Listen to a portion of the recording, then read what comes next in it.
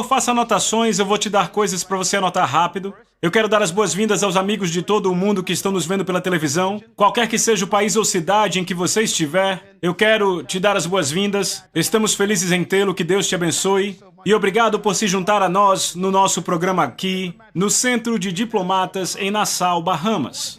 Eu quero começar com algumas declarações que você pode, por favor, anotar. A primeira declaração é: o plano original de Deus foi estender o seu reino celestial na terra. Este foi o plano original de Deus, estender o seu reino celestial na terra. Esta foi a motivação de Deus desde o início. Mas Deus desenvolveu um programa para fazer isso. Deus queria estabelecer um reino no mundo visível, sem ele precisar vir para o mundo visível, o mundo que se vê. Para fazer isso, o seu programa era criar, a partir do seu próprio espírito, uma família e uma descendência que seria exatamente como ele, que seriam seus representantes no mundo visível. E eles liberariam, estabeleceriam e executariam o seu reino invisível no mundo visível. Este é o programa de Deus desde o início. A Bíblia não é um livro difícil de se entender. Nunca foi o plano de Deus estabelecer uma religião. De fato e de verdade, a religião é feita pelo homem. A palavra religião vem de uma palavra raiz que significa buscar. Então, na verdade, a religião apenas é necessária se você estiver perdido. Antes de o homem cair, não havia necessidade de religião. Então, toda a atividade do homem, na sua tentativa de experimentar e encontrar Deus, seja budismo, islamismo, confucionismo, ou o que quer que seja, hinduísmo, shintoísmo, ou a fé Bahá'í, ou seja, o Rastafari, ou a cientologia, ou o unitarianismo, ou o ateísmo, são todas religiões, porque são todas tentativas humanas que buscam encontrar algo que eles creem que perderam. Não é fantástico que Deus resolveu o problema ele mesmo? Ao invés de ele permitir ao homem gastar o resto da sua frustração eterna tentando encontrar Deus, Deus tomou uma decisão. A decisão dele foi: eu vou deixar fácil para vocês. Eu virei e descobrirei vocês. Então, o programa de Deus nunca foi formar uma religião. A religião é como um clube organizado, criado pelo homem para satisfazer a sua fome de encontrar a Deus. E damos nomes diferentes. Eu costumava ser religioso. Hoje eu não sou mais um homem religioso, porque eu não busco mais. Há alguém aqui nessa posição? Alô, alguém? Pessoas religiosas ainda não encontraram o que estão procurando. O que eu tenho agora é um relacionamento com aquele de quem eu me afastei e a quem eu abandonei. Nunca foi o plano de Deus, escreva isso, ter súditos, mas filhos. Essa é uma declaração muito importante. Nunca foi o plano de Deus ter súditos, mas filhos. A razão pela qual essa é uma declaração difícil é porque sempre que você ouve a palavra rei, a palavra seguinte é súditos. Este não é o plano de Deus para nós. Deus é rei, mas ele não quer súditos. Em terceiro lugar, nunca foi o plano de Deus ter cristãos. mas cidadãos. Deus sempre quis ter filhos que são cidadãos do seu reino. O que temos feito é nos tornado algo que nós criamos de fato e de verdade. Temos basicamente sido nomeados por pagãos, e a palavra cristão foi primeiro introduzida no livro de Coríntios por pagãos. Pagãos nomearam os crentes assim. E então aceitamos o rótulo pagão e temos jogado o jogo deles. Eu costumava ser um cristão.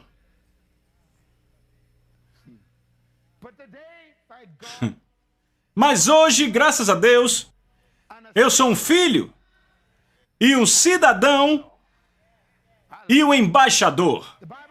Eu gosto desse. A Bíblia diz que nós somos embaixadores de Cristo e do céu. A Bíblia nos nomeia assim, mas nunca nos nomeia cristãos.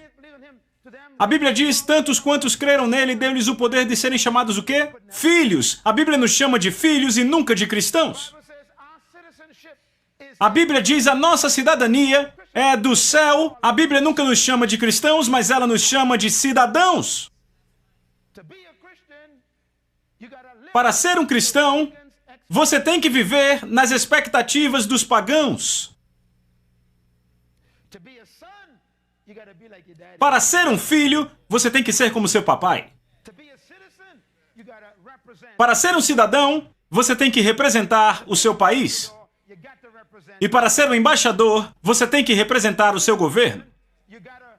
Mas para ser um cristão, você tem que se medir pelos pagãos que te chamam assim. É por isso que a maioria dos pecadores te diz, eu achava que ela era cristã.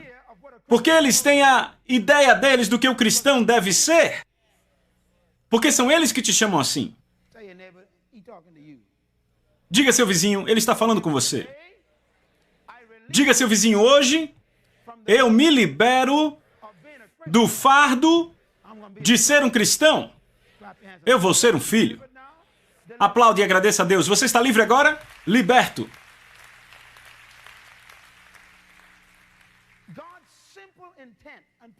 A simples intenção e propósito de Deus desde o começo foi estender e estabelecer o seu reino nessa terra. E a sua estratégia simples foi governar o reino visível a partir do reino invisível, através do homem invisível, vivendo num corpo visível, no visível.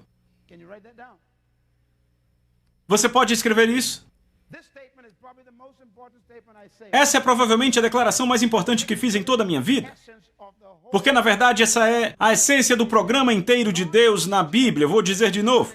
O propósito original de Deus e a intenção dele foi governar o visível, o mundo visível, a partir do invisível, o mundo invisível, através do invisível, o espírito do homem, vivendo no visível, que é o corpo, no visível, a terra. Então Deus queria governar o visível a partir do invisível, através do invisível, vivendo no visível, no visível. Você viu? Então como ele ia fazer isso? Bem, Deus que é invisível, poria o espírito que é invisível para viver no visível, que está no visível. E ele se comunica a partir do invisível com o invisível, vivendo no visível, de forma que o visível entenda o que Deus foi. E o que quer que Deus deseje será relacionado ao invisível, manifesto no visível, e dessa forma, a terra mostrará o que o céu está pensando. Este é o programa de Deus. Ainda é e sempre será. Então o que na verdade temos o rei do universo e do mundo invisível, o Elohim, o Jeová Jireh, Adonai, Jeová Rafá, Jeová Tzidkenu, todo nome que você queira chamar, Deus Todo-Poderoso. Você tem o Rei Invisível, e Rei vem de Kuning, que quer dizer governador, ou aquele que define padrões. Aquele que define padrões para todas as coisas. Ele é o Rei, ele é o governador do mundo invisível, e ele é o dono do mundo visível, e ele está vivendo no invisível. Ele é invisível. o Deus Todo-Poderoso. Ele é o rei, repita, rei. Eu estou me repetindo por uma razão. Ele é o quê? O rei de tudo. Ele é o rei, é o definidor de padrões. Ele é o estabelecedor da regra. Ele é o juiz de todas as coisas. Ele é o rei. Você não pode ser um rei a não ser que haja algo sobre o que reinar. Ou seja, você não pode reinar sobre nada. Estão comigo? Para ser um rei, você tem que ter algo sobre o qual reinar. Para definir padrões, então o que Deus fez? Antes de tudo haver, havia Deus, porque tudo que foi feito por Deus. Então Deus, houve um tempo que Deus não era rei, porque não havia nada sobre o que reinar. Ele era apenas Deus. Elohim, 3 em 1, por Ele mesmo. Em cima de nada, na esquina de lugar nenhum. E esse Deus, a natureza dele não poderia se ajudar. Porque a primeira palavra apresentando ele na Bíblia, a primeira palavra que descreve ele é a seguinte: Criador. Deus não cria, ele é criador. Então criar é um resultado natural de ser um criador.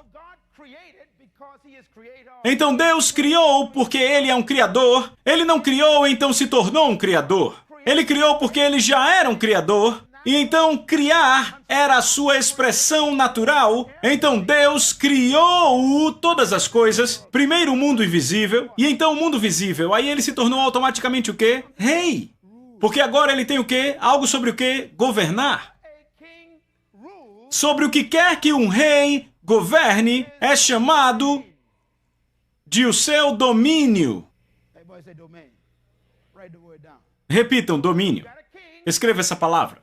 Então, você tem um rei e você tem o quê? Um domínio. Você não pode ser um rei sem um domínio. Não se pode ser um presidente sem país. Não se pode ser primeiro-ministro sem nação. Então, você precisa de algo para governar.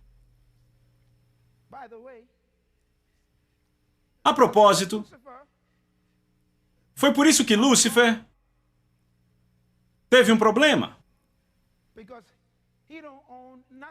Porque ele não possui nada. Ei, falem comigo. Então ele nunca poderá ser um rei. É por isso que em lugar nenhum na Bíblia Satanás é referido como um rei. Ele é simplesmente um querubim desempregado. Então, se Satanás está governando sua vida, isso é ilegal. Se Satanás está governando suas finanças, ou seu corpo físico, ou a sua família, ou o seu lar, ou a sua vizinhança, Satanás está ilegal. Sabe, é incrível que Deus criou o seu próprio domínio. Então, o que temos agora? Temos um rei com o seu domínio. Repitam, rei no domínio. Diga rei no domínio. Diga rápido. Mais rápido. Mais rápido. Você está ficando bom, não é? O resultado automático de um rei com um domínio é um rei no domínio. Um reino. É disso que trata toda essa coisa. Ela trata de um reino, simplesmente, a relação entre um rei e o seu domínio. E o domínio inclui o visível e o invisível. A Bíblia diz, todas as coisas foram feitas por ele e sem ele nada do que foi feito se fez. Dessa forma, tudo que existe, ele fez, ele criou e dessa forma é propriedade dele, por direito, e dessa forma é o seu domínio de governo. Ele é o rei que tudo domina. Esse é o reino dele. E este é o coração da Bíblia inteira. O reino. Agora, veja Gênesis capítulo 1, verso 26, por favor. Ele diz, façamos o homem a nossa própria imagem e a nossa semelhança, e que ele tenha o quê? domínio sobre o quê? Os peixes do mar e as aves do céu. Precisamos acertar isso aqui? Precisamos? Então vamos deixar um pouco de lado, ok. A palavra de Deus diz que Ele criou você a quê? Imagem dele e a sua semelhança para ter o quê? Domínio. Por que Deus criou você? Diga alto. Você vê adoração nesse versículo? Você vê alguém cantando nesse verso? Ou, peraí, vamos ver. Você vê céu nesse versículo? Você não foi criado para o céu. Foi de lá que você veio. Deus não precisava de outra rosa em seu jardim, você entende? Chegamos ao ponto de dizer que Deus mata pessoas para pôr outra rosa em seu jardim. Deus não tem jardim. Não existe uma fila de pessoas no céu. O propósito pelo qual Deus criou o homem é muito claro. Deus disse, veja, eu preciso de alguém para dominar uma propriedade chamada terra. É o que eu preciso. Eu não preciso de ninguém no céu cantando para mim. Eu tenho uns anjos que são melhores do que vocês, pessoal. Eu não preciso ouvir um coro. Eu preciso de alguém para governar para mim. Diga, seu vizinho, isso não é bom? Você foi criado para estar no controle de um território. Então ele diz, façamos o homem, por quê? Para ter domínio sobre o quê? Peixes, aves, você leu isso? Animais, plantas e tudo o que está na terra. Então Deus planejou criar uma criatura que tivesse domínio ou governo sobre um domínio chamado terra. Isso está claro para Deus. Ainda não está muito claro para nós, mas está claro para Deus. E Deus é muito comprometido com o que Ele está fazendo, então todo ser humano foi criado desta forma para dominar esse planeta. Então, preso em cada um de vocês, está um espírito de domínio e um mandato de domínio. É por isso que você fica maluco quando é dominado. Veja, você deve dominar as plantas, a Bíblia diz, as aves. Ele diz dominar as criaturas, os animais e tudo o que está na terra. Você pode imaginar um humano que deve dominar uma planta, sendo dominado por uma planta?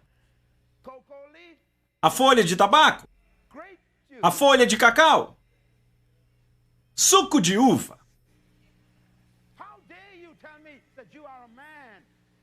Como você ousa me dizer que você é um homem com cabelo embaixo do braço e músculos, mas uma folha vinda da Colômbia governa a tua vida? Eu não fico impressionado com o seu andar dignificado nos seus sapatos caros e sua bolsa chique, quando uma simples folha vinda de Cuba governa a sua vida. Sim, eu gosto do seu visual executivo, no seu escritório chique. Você estaciona seu carro no estacionamento e sobe pelo elevador. Mas quando você chega naquela grande mesa de mogno, há uma garrafinha na estante que governa a sua vida. E às 11 horas, ela diz a você, venha e me beba agora, e você se curva aquela garrafa.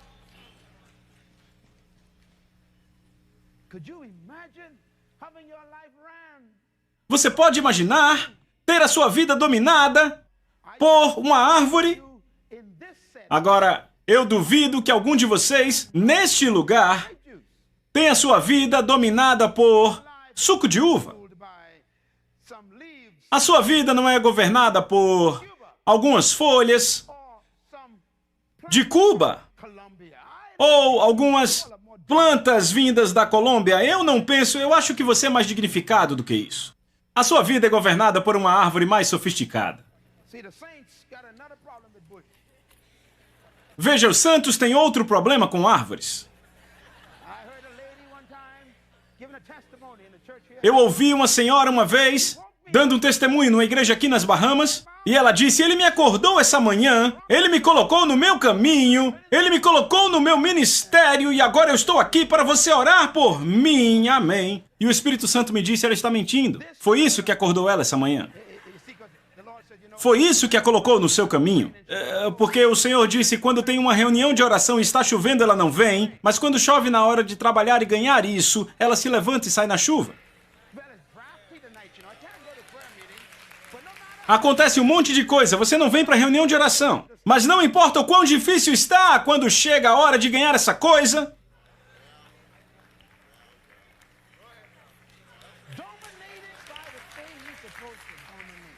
Dominado pela coisa que você deveria dominar. Não é de espantar que a primeira coisa que aconteceu na igreja quando ela nasceu, no livro de Atos, o primeiro encontro que tiveram, no primeiro encontro, as pessoas vieram, trouxeram isso, jogaram no chão e puseram debaixo do pé dos apóstolos. Por quê? Porque isso dominava eles, agora eles vão dominar isso. Sabe, você não deve trabalhar por dinheiro. O dinheiro deve trabalhar para você. Quando você trabalha por dinheiro, você é pobre e permanece pobre. Pessoas que têm um entendimento sobre dinheiro não trabalham por dinheiro. Elas deixam o dinheiro trabalhar por elas. Se você corre atrás do dinheiro, o dinheiro continua correndo. Mas se você envia o dinheiro a algum lugar, ele volta e encontra você. É uma revelação? Então Deus deu ao homem domínio sobre todas essas coisas e fez dele rei sobre a terra. A palavra dominar significa governar, mandar, controlar, gerenciar, liderar, ter autoridade sobre. Deus deu ao homem tudo isso e então o homem fez algo. Amigos, deixa eu dizer uma coisa. Deus nunca nos deu posse, Ele nos deu o governo. Escreva isso. Quando alguém dá a você a posse, então, sabe, eles não são mais responsáveis. Mas se eles te dão governo, eles ainda são responsáveis. Foi por isso que Deus definiu uma qualificação. Ele disse, se você me obedecer e não tocar naquela árvore, você pode administrar esse planeta em tudo e como quiser. É seu. Então, o que Deus deu ao homem foi o que eu chamo de um contrato de administração da terra. Ele deu ao homem um contrato de locação. A Bíblia é muito clara. Ela diz, a terra ainda é do Senhor. E a plenitude dela, ela nunca foi sua. Ele deu a você para administrar sob um contrato de locação, chamado de mandato de domínio. E dessa forma, o que você faz com o planeta, você terá que prestar contas ao dono. E como você usa o planeta e o que faz com ele, você terá que relatar e ele vai julgar de acordo com como concordamos em governar o planeta. Vá comigo, por favor, para a passagem a que eu já me referi. Está em Salmos 115. Todos achem rapidamente, diga seu vizinho, eu nasci para governar esse lugar.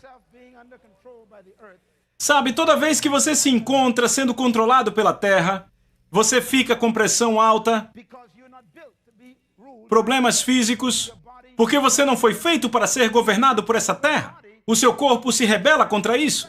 Até mesmo o seu corpo físico fica doente quando está sob pressão dessa terra. Veja Salmos 115. Jovens sublinhem isso porque mudou minha vida quando adolescente. Eu nunca esquecia de ler isso e mudou completamente a minha atitude sobre mim mesmo e sobre esse planeta. Eis o que ele diz no verso 14. O Senhor vos aumente mais e mais sobre vós e vossos filhos, e que vocês sejam benditos do Senhor, que fez o quê? Os céus e a terra. Agora o próximo verso é maravilhoso. Ele diz, o mais alto dos céus, quer dizer, o mais alto é aquele acima da estratosfera e da atmosfera. Estamos falando do invisível, do mundo invisível onde Deus vive. Ele diz, o mais alto dos céus pertencem a quem? Ao Senhor. Mas a terra, Ele deu a quem? Ao homem. Veja, a Bíblia está dizendo a você diretamente, veja, o céu não é seu. Eu vou voar, Deus diz, para onde? Eu não quero você aqui, esse não é o seu território? Deixa eu te dizer, Deus organizou tudo para se certificar que você nunca fique no céu.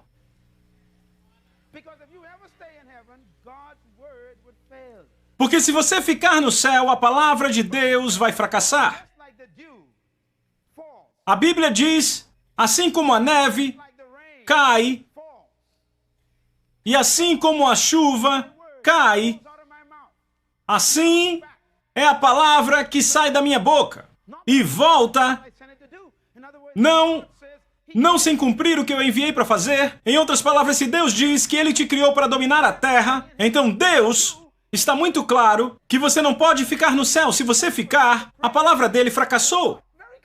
O propósito dele em criar você foi qual? Muito claro, não precisa ficar adivinhando. Dominar a terra. Então essa é a palavra de Deus para você. O propósito é que você governe a terra. Dominar a terra, ele não tem nenhuma dúvida a respeito disso. Então criamos aqui uma religião do céu e Deus tem um mandato para a terra.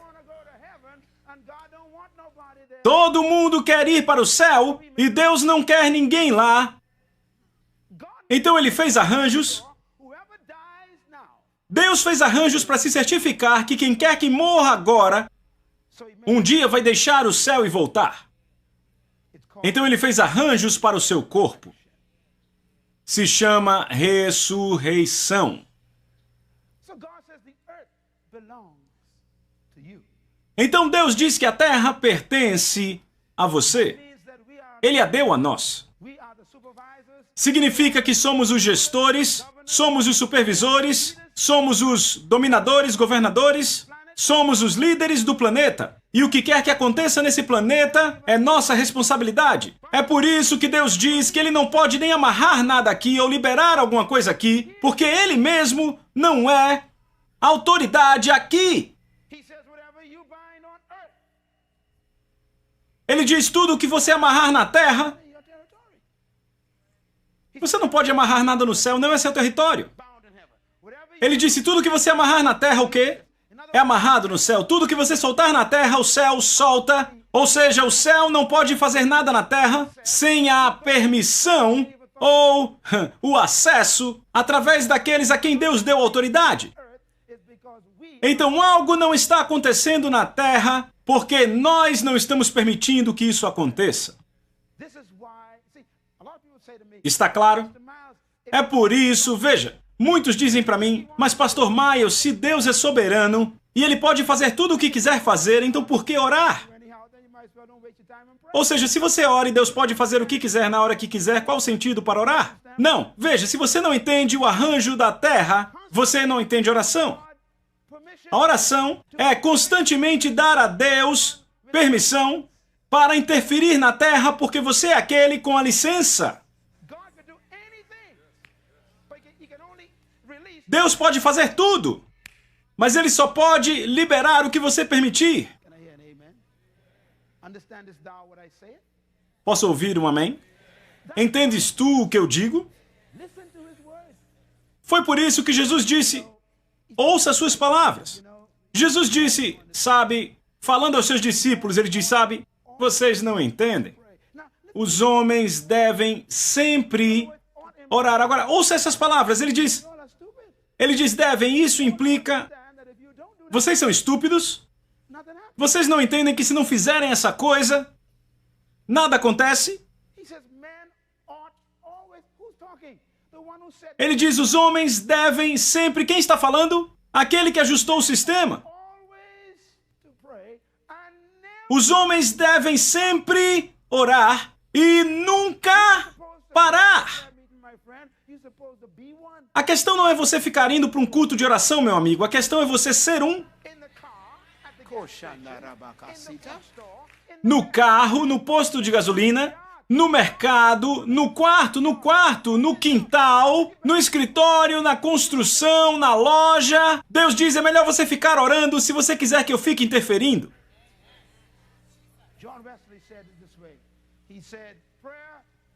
John Wesley disse assim, ele disse, a oração é estranha. Parece que sem Deus não podemos. E sem nós, Deus não irá. Estamos presos. Então, se você não gosta das condições na terra, então comece a fazer arranjos pela oração. Posso ouvir um amém? Sabe, a oração não é esse espírito. A oração são negócios. Alô? Você está fazendo negócios com o governo, do qual você é o embaixador. E a oração é o meio através do qual você tem o seu fax passando. E o seu e-mail. A oração é como você tem o seu fluxo vindo da informação e recursos vindo do governo. E o governo invisível de Deus tem acesso através da sua fé para vir ao planeta através da sua autoridade que Ele deu a você para que Ele possa impactar o mundo pelo invisível. Você pode mudar a sua semana essa semana entendendo a oração.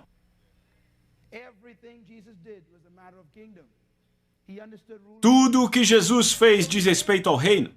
Ele entendia governo. Então Ele deu a terra aos homens. Meus amigos, a queda do homem estragou todo o programa. A queda do homem não foi uma queda do céu, mas do domínio. Escreva isso. O homem não caiu do céu. Estou certo?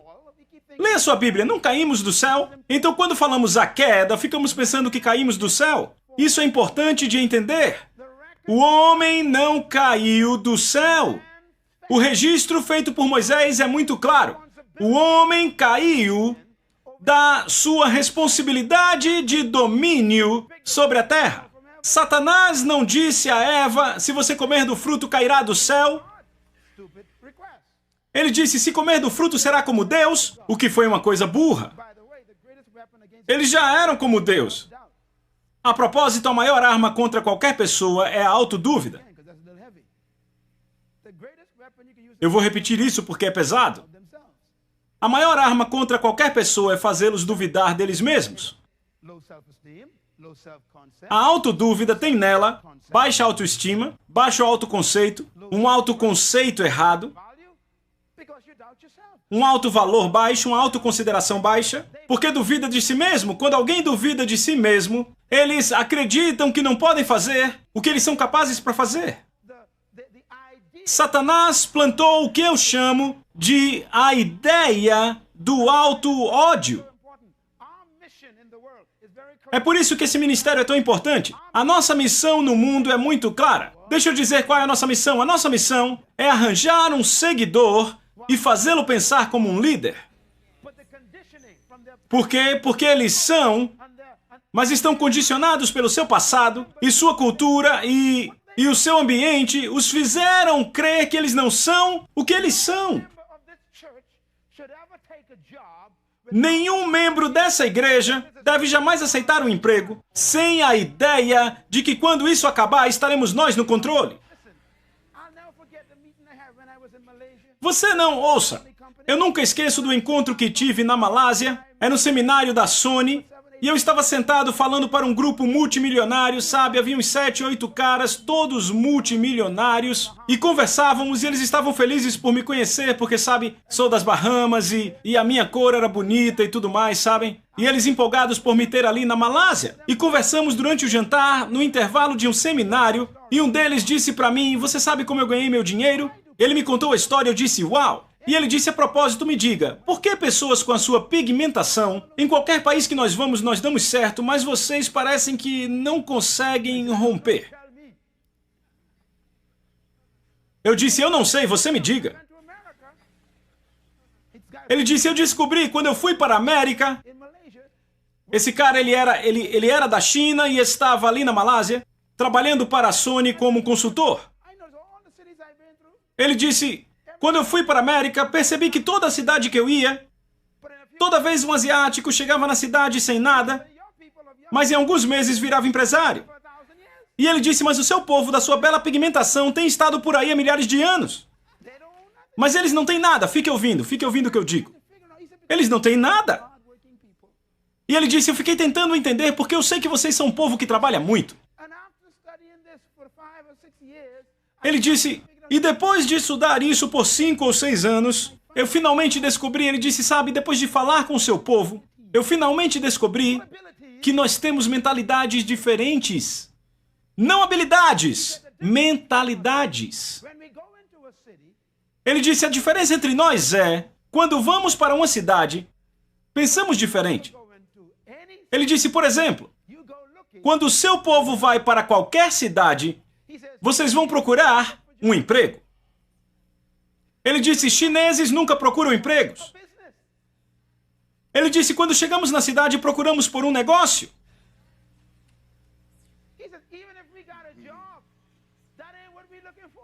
Ele disse, mesmo que tenhamos um emprego, não é isso que estamos procurando. Nós seguramos o emprego até que tenhamos o negócio. É um bom lugar para aplaudir, isso é uma revelação. Vem, esses caras entraram no quê? Na mentalidade do reino. Se você crê que deve seguir o tempo todo, vai seguir. E creia, há gente suficiente para guiar você. Eu decidi há anos atrás, em Baytown, quando eu tinha 13, eu decidi, não vai ser a Bretanha que vai governar, eu serei a Bretanha. Eu determinei há anos atrás que nenhuma rainha nasceu para governar sobre mim. Ninguém nasceu para governar sobre Miles. Você não nasceu, você não é bom o suficiente para governar sobre isso aqui. Você não tem o que é preciso. Apenas Deus pode governar sobre isso. Oh, estou realmente cheio hoje. Veja, e Satanás disse a Eva, você não é como Deus. Eu vim aqui hoje para te dizer e dizer a você que está vendo pela televisão que você é como Deus. Deus não fez você a imagem de um cachorro, a imagem de algum macaco, a imagem de um chimpanzé, nem de nenhum tipo dessas ideias de evolução. Ele te fez como Ele.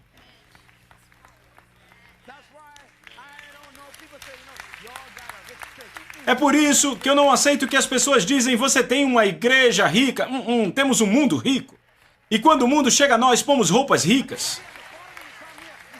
Alô, alguém? E ainda que estejamos no fundo do poço, olhamos para cima, andamos para cima, lutamos para cima. Por quê? Porque quando percebemos quem nós somos, somos exatamente como nosso Pai, Deus. Eu costumava ser um barramense. Eu tive que ser liberto do meu próprio país.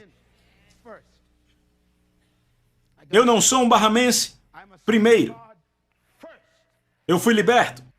Eu sou filho de Deus, primeiro, que por acaso vive, sabe, Bahamas é abençoada com o privilégio de ter a mim depositado nessa pequena rocha. E veja o que eu faço com esse lugar, deixo ele um pouco mais bonito. Vamos, louve a Deus alguém. Isso é o que você é, você não está preso em ser um barramense. Você é um filho de Deus que aconteceu de ter um rótulo para abençoar as Bahamas. Dê ao Senhor outro aplauso, você é alguém.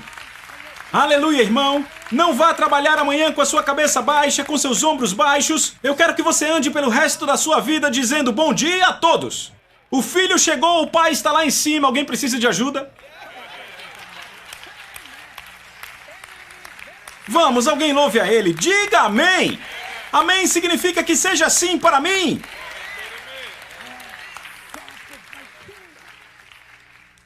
Rapaz, Deus diz, o meu reino pertence a você. Ele nos deu o seu reino sobre a terra. Que responsabilidade fantástica. Então nenhuma planta deve governar sua vida. Se você está fumando cigarros, pare agora. Não deixe uma folha governar sua vida, rapaz. Não faça isso. E vocês jovens, nem deixe ninguém encorajar você a deixar uma folha ser o seu mestre. A propósito, você não precisa lutar contra o uso das drogas. Isso está abaixo de você. E deve estar aí abaixo de você. Você deve dominar essa coisa.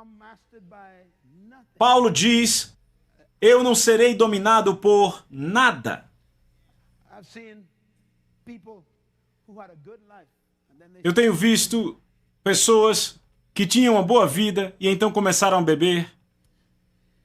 Diziam que era social.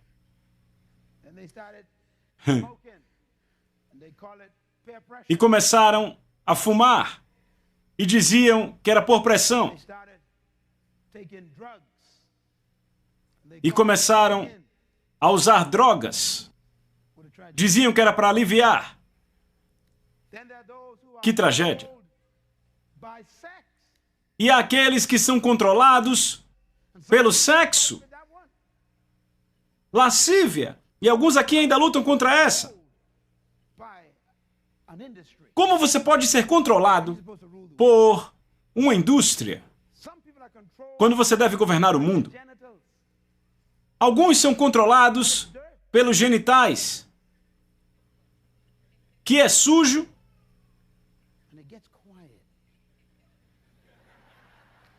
E não fala nada.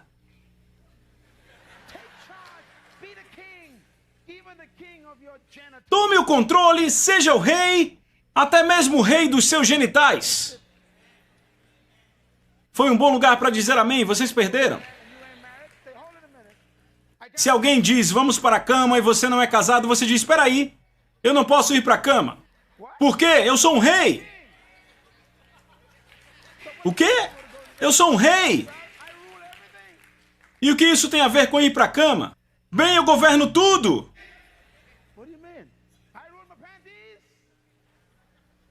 Como assim? Eu governo minhas cuecas e minhas roupas. Você está me olhando engraçado?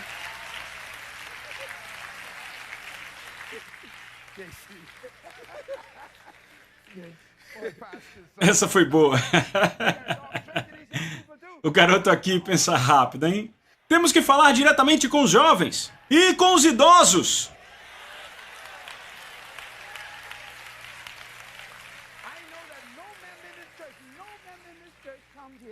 Eu sei que isso não acontece com nenhum membro dessa igreja, eu sei.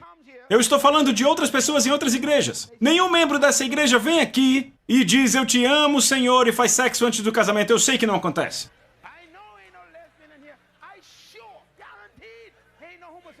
Porque temos reis aqui.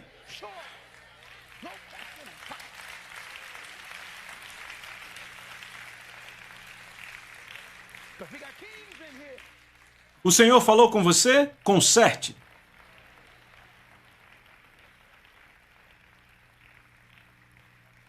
Somos reis, irmão. Domínio. Sabe, eu estava pensando sobre a queda um dia desses, e o Senhor me disse isso e eu escrevi. Ele disse, Adão não caiu do céu, mas de um reino na terra. Deus me disse, ele cometeu alta traição e perdeu o controle das suas responsabilidades de governo na terra. Foi o que Adão fez. Adão entregou o contrato de administração para a terra a Satanás. Adão abdicou do seu trono de domínio e entregou todos os homens à escravidão do emprego de Satanás. Ele que deveria ser deposto foi posto. Aquele que deveria ser o governador foi governado. Aquele que deveria ser o vitorioso se tornou a vítima. E aquele que deveria ser o rei se tornou o súdito. Então, quando o homem desobedeceu à ordem de Deus, Deus não perdeu somente filhos, ele também perdeu um reino na terra. Deus perdeu ambos. Por isso, quando Jesus veio, Deus na carne, ele tentou explicar o que aconteceu para nós. Ele teve que usar uma história para entendermos. Então ele disse, havia um pai que tinha 2 filhos. E um deles decidiu seguir o seu caminho, pegou o que ele queria e foi. E ele acabou num chiqueiro comendo comida de porcos. E um dia ele caiu em si mesmo e disse, meu pai é um rei com servos. Eu vou voltar para o meu pai e eu vou dizer a ele, eu sei que eu baguncei tudo, mas deixe pelo menos eu ser um servo para comer boa comida. Pelo menos eu estarei na casa. Mas deixe-me ser um servo. E não é maravilhoso? A história continua. Ele diz, quando ele foi, assim quando o pai o viu na estrada, ele correu para ele. O pai saiu correndo e o abraçou e o beijou e disse, meu filho que estava perdido, agora foi encontrado. E antes de o filho poder explicar onde ele esteve, e é assim que Deus nos trata, ele não quer saber o que você fez, quanto bebeu, quanto fumou, com quem dormiu, ele apenas quer que você venha, venha, venha, venha. Ele disse, eu estou feliz que você está em casa. Mate um novilho cevado, dê a ele um anel, traga uma roupa, traga os sapatos, vamos ter uma festa! Festa! Perguntaram por quê? Ele disse, meu filho que estava perdido.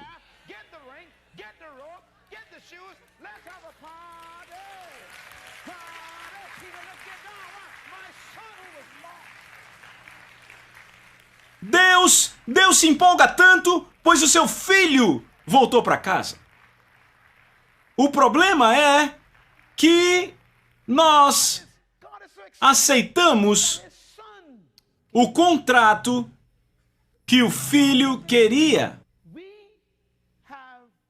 não aquele que o pai deu a ele. Nós queremos ser servos do Senhor. É o que o cristão é. Um servo do Senhor. Cristo diz, eu não chamo vocês mais de servos, mas de quê? Amigos. Porque somos família. Sabe, Cristo é o seu Salvador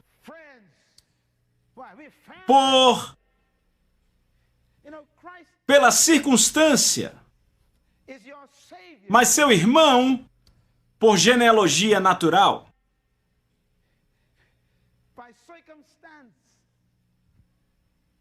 É meio pesado. Nós entendemos ele e o admiramos e nós o abraçamos mais como Salvador do que como irmão mais velho. Ele é o seu irmão mais velho. Ele também foi feito à imagem de Deus e ele é o primogênito do Pai. Ele foi a primeira amostra e todos fomos feitos à sua imagem, então ele é nosso irmão mais velho. E é por isso que em Hebreus capítulo 1 diz que, na verdade 2, ele diz que aquele que é o filho, esse também não acha estranho ou difícil nos chamar irmãos. Porque somos família.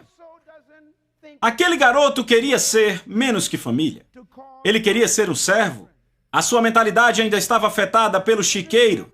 Ele veio de um ambiente onde ele não podia acreditar que poderia se tornar filho de novo. Eu vim gritar as boas novas a todas as 6 bilhões de pessoas assistindo ou ouvindo onde quer que estejam, que você é filho!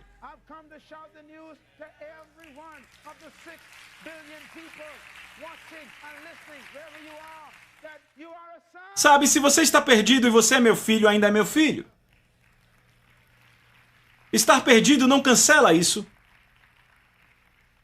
E assim é com todo ser humano. Por isso que o Evangelho do Reino são boas novas. São boas novas porque é uma mensagem enviada por papai para todos os filhos, dizendo a eles que podem voltar para o reino e serem filhos de novo com direitos plenos. É por isso que a primeira coisa que o pai pede não é uma roupa, ele não pede um sapato, a primeira coisa é um anel. Porque o anel era o símbolo de filiação e autoridade na família. E se você é filho, então o quê? Então a roupa é sua, naturalmente, o armário todo é seu, e toda comida e gado, tudo é seu, você tem que ter um anel. Entenda isso. E foi o que Cristo veio fazer. Cristo veio pôr um anel na mão de todos, pôr de volta em todos. Todos estão em comunhão com o Pai, e então vamos voltar para casa. Hoje, Paulo mexeu meu coração em Romanos 12. E eu quero finalizar com isso, vamos continuar semana que vem. Paulo diz o seguinte, em 12, verso 2. Ele diz, não vos conformeis com esse mundo, mas sejam o quê? Transformados pelo quê? Pela renovação da mente. Com quem ele estava falando? Ele estava falando aos cristãos. Sim, crentes como nós. Ele disse, veja, embora sejam nascidos de novo, embora sejam salvos, vocês têm um problema mental. Ele disse, vocês têm o Espírito Santo, mas vocês não têm o Espírito do Espírito Santo.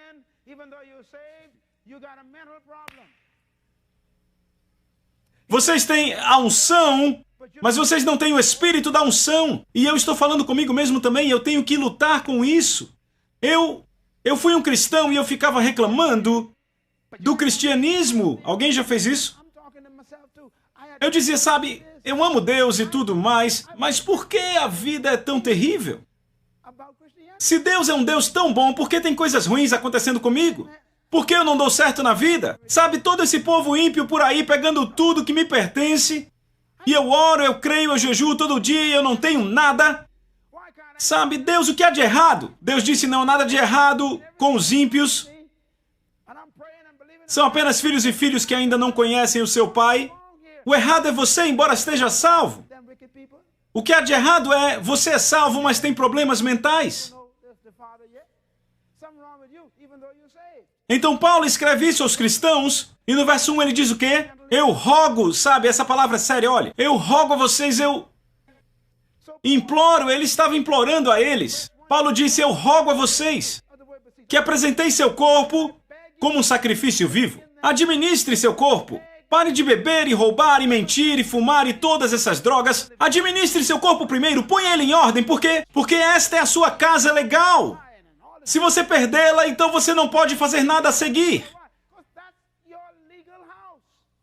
Você não pode servir a Deus se você fica se acabando num monte de fumo.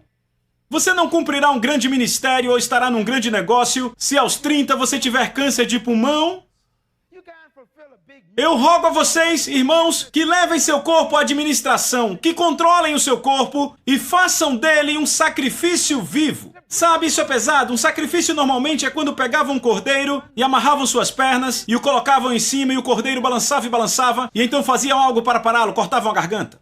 E o sangue escorria, pegavam o sangue e o levavam para o altar e o cordeiro era queimado, na verdade ele era cortado e queimado e o cordeiro era um sacrifício morto. Paulo diz, não. Paulo diz, nós não vamos te amarrar e te matar, você tem que ser vivo. Quando o seu corpo quer ir embora, você diz, ei, vem aqui. Você não pode cortá-lo e matá-lo, então você mantém ele sob controle, entende? Não ligue para o seu ex-namorado, ele não é bom para você. Corte essa coisa. Pare de dormir com seu ex-marido ou sua ex-mulher porque não são casados. De novo. Traga seu corpo à sujeição. Feche esses vídeos pornográficos. Pare de ver essas coisas. Traga seu corpo à sujeição. Não deixe nenhum garoto tocar seus peitos. E nenhuma garota tocar seus genitais, irmão. Você entrega seu corpo como sacrifício vivo. Eu vou manter meu corpo puro. E eu digo a vocês, amigos, Deus pode ver tudo. Por que eu estou indo para aí? Eu não estou entendendo essa manhã. Deus não pode te abençoar se você sai por aí fazendo de tudo com o seu corpo. Ele disse, traga seu corpo à sujeição. O dia é 28 de janeiro. Conserte hoje. Limpe-se hoje. Pare hoje. Tome a decisão hoje de viver limpo em seu corpo. Faça uma ligação hoje, ligue e acabe com isso. Diga, não venha mais aqui. Faça algo. Conserte. Traga seu corpo como sacrifício vivo. Então ele diz, não vos conformeis com a forma de pensar desse mundo, mas sejam quê? Transformados. Como? Pela renovação da sua mente. Temos que aprender a pensar de novo como reis. Reis. Temos que ter o espírito da realeza, a atitude da realeza. E é por isso que a coisa inteira do cristianismo, como você chama, na verdade se trata de liderança, se trata de governo, se trata de realeza. Não se trata de ser pobre, humilde, essas coisas. Se trata de tomar o controle de novo. Deixe-me terminar com um versículo que eu acho muito interessante. Esse verso se encontra em Mateus, podemos continuá-lo próxima semana. Diga seu vizinho, rapaz, o papai, o pastor está pregando bem, pregando bem. Glória a Deus, eu estou pregando para mim. Aleluia! Mateus 25, veja isso. Eu amo esse versículo. Amo esse versículo.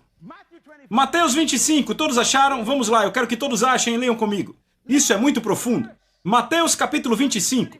Jesus está explicando ao povo como tudo isso deve terminar. E ele diz a eles, No capítulo 25 de Mateus, vamos ler do 34, o rei, eu gosto disso, ele disse o rei. Aleluia! O rei, glória a Deus. Vamos ler o verso 31, para ter um contexto. Quando vier o Filho do Homem na sua glória, repita glória. O que é glória? Peso completo. Eu sei, isso é pesado, talvez você não entenda agora, certo? Sim, não é ótimo? Ele diz, quando o Filho de Deus vier no seu peso completo, ele diz, vocês ainda não o viram inteiro. Mas quando ele vier no seu peso completo, todos os anjos com ele sentará aonde? No seu trono. Da última vez que o vimos, ele estava numa cruz, sangrando. Aquilo não foi seu peso completo, não foi a coisa real. Ele vem como um rei, num trono, num peso de glória celestial. Quer dizer, o céu vai mostrar sua glória completa. Uau! Todas as nações serão reunidas, incluindo as Bahamas, Jamaica, Barbados, América, Canadá, Inglaterra, Argentina, Chile, Suíça, Namíbia. Ele vai trazer todos. Meu Deus! Toda nação será reunida em minha presença. Veja isso.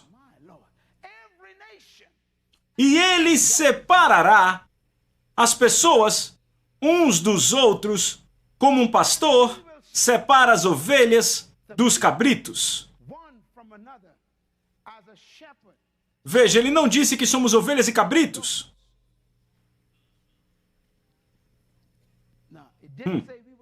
Ele diz, da forma como o pastor faz isso. É a forma que ele vai fazer então? Você sabe como o pastor separa ovelhas de cabritos? Eu vou dizer como ele faz. Quando você vai para a terra de Israel, eu já fui muitas vezes lá. Eles ainda têm fazendas como tinham no tempo de Jesus, e eles têm muitos pastores por todo lugar com ovelhas, seguindo eles. E tem cabritos também. Então a forma como você separa cabritos e ovelhas é a seguinte. Veja. Quando as ovelhas e cabritos saem para pastar, o pastor põe todos juntos. E eles estão todos juntos ali comendo a grama. Então todos juntos. Quando eles voltam para casa, para a fazenda, eles têm grandes lugares para pôr esses animais, cercas, tudo mais, e então o pastor faz algo. Ele fica diante da massa de ovelhas e cabritos, e ele não fica tirando uma por uma, porque ia levar 10 anos. Sabe, os cabritos têm atitudes interessantes. Como o pastor separa a ovelha de um cabrito, ele fica diante do rebanho inteiro de ovelhas e cabritos. E ele faz um som.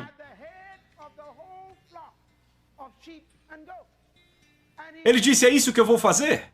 Será feito com um som.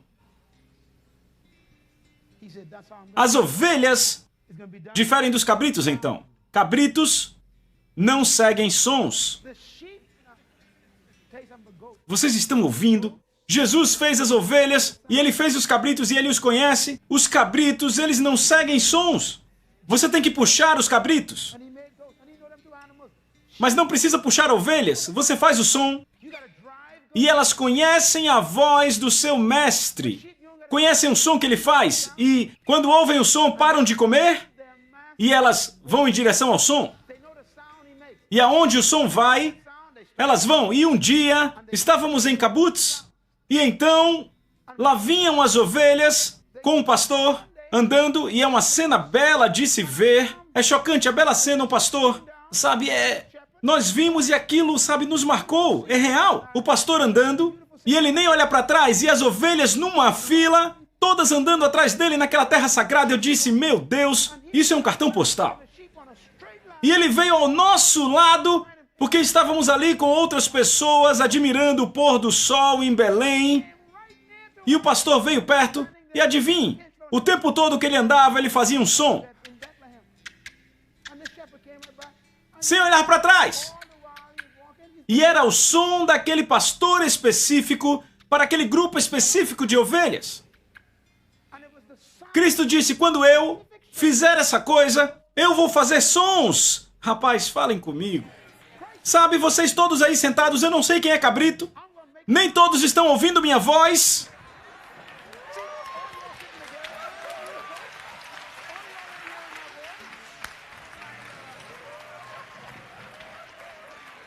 Todos balançando o rum. Não sabemos quem está ouvindo o som da palavra do Deus a que servimos. Deus tem uma voz. Leia aqui. Ele diz aqui. E então o rei dirá àqueles que estiverem à sua direita. Leiam alto, por favor. Vinde a mim, benditos do meu quê? Pai. Tomem a sua herança, ou seja, seus direitos. O reino, o qual foi preparado para vocês antes do mundo. Vamos lá, fique de pé e dê um brado de vitória. Se você ouve a voz dele, bendiga-o com uma oferta de adoração essa manhã.